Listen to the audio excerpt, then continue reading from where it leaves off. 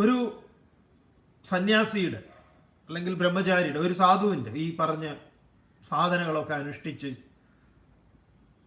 ജീവിക്കുന്ന ഒരാളുടെ, ഇയാൾ തൻ്റെ ആധ്യാത്മിക സാധനയിൽ മൂപ്പര് ഒരുപാട് കഴിവുകൾ നേടിയവനായി.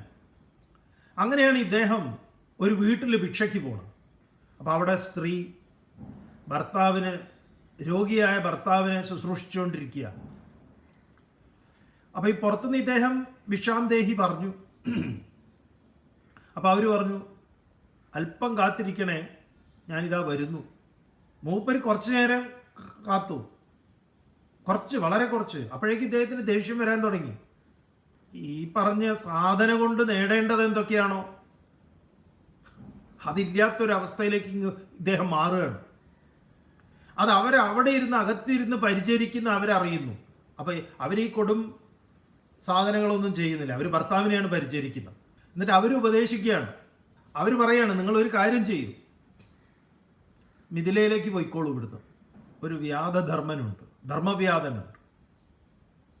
വ്യാധൻ എന്ന് പറഞ്ഞാൽ അറവുകാരൻ. അയാൾ നിങ്ങൾ ഇനിയും അറിയേണ്ടതുണ്ട്, ധർമാധർമ്മങ്ങളെക്കുറിച്ച്, കർമാകർമ്മങ്ങളെക്കുറിച്ച്, ശമതമാദികളെക്കുറിച്ച്. ഇയാൾക്ക് അത്ഭുതമായി. എന്തായാലും ഇദ്ദേഹം ഇതിലേക്ക് പോയി അവിടെ വ്യാധനെ കാണുന്നു, അറവുകാരനെ.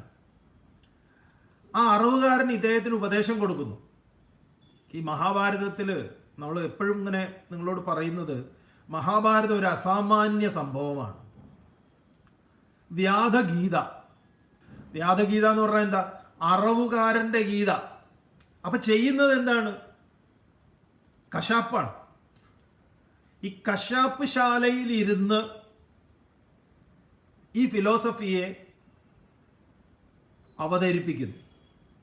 എന്തൊരു ധൈര്യം നോക്കണേ വ്യാസർ ഈ സ്ക്രിപ്റ്റ് എഴുതാൻ. നമ്മളൊക്കെ ചില സിനിമകളിൽ ചില നായകന്മാരൊക്കെ ചെയ്യുന്ന ചില ചെറിയ ഒരു കാര്യം പോലും നമുക്ക് താങ്ങാൻ വയ്യ. അയ്യോ, എന്താണ് ഇതിങ്ങനെയൊക്കെ? എൻ്റെ പ്രിയപ്പെട്ട ലാലേട്ടനെ കൊണ്ട്, മമ്മൂക്കയെ കൊണ്ട് ഇങ്ങനെയൊക്കെ ചെയ്യാമോ?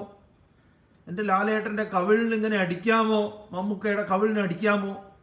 ഇതൊക്കെ കേട്ട് നമ്മളിങ്ങനെ എന്ത്. അപ്പൊ നിങ്ങളൊന്ന് ആലോചിക്കും, ഈ വ്യാസൻ എന്ന് പറഞ്ഞ ഗടാഗടിയൻ അറവുകാരൻ ഇതിങ്ങനെ വെട്ടിക്കൊണ്ടിരിക്കുമ്പോൾ ഈ തത്വശാസ്ത്രം അവതരിപ്പിക്കണമെങ്കിൽ ഈ തത്വശാസ്ത്രത്തിന്റെ ഒരു ഇരിപ്പ് വശവും കിടപ്പ് വശവും ഒക്കെ ഒന്ന് ആലോചിക്കൂ.